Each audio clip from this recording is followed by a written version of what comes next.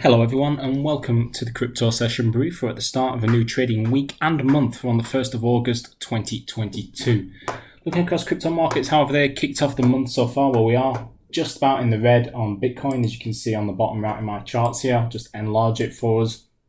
And we've just started to see signs of a pullback off that rally from mid last week. Post-Fed, markets rallied, equities rallied. It was a real risk on appetite. That's just starting to pull back now. You're seeing equities pull back a little bit. China had some less than convincing manufacturing data out earlier on, shows some contractionary possibilities in China. And, that's just added to a few little murmurs that Nancy Pelosi is going to Taipei. Geopolitically, a few things coming to its head as well.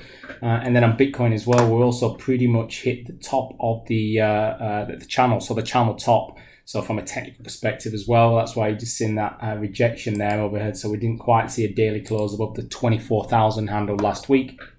And it's just been a bit of a pullback since. The sellers are still here. They're just reminding everyone they've not gone away. And they'll look to probably push the market now back down to around about 22,365 to 21,279, where that 50-day moving average is, because that'll be the trend line low, so the channel low. And I'll just on our next video, I'll make sure I've got all my trend lines and everything updated so we know where we're at specifically.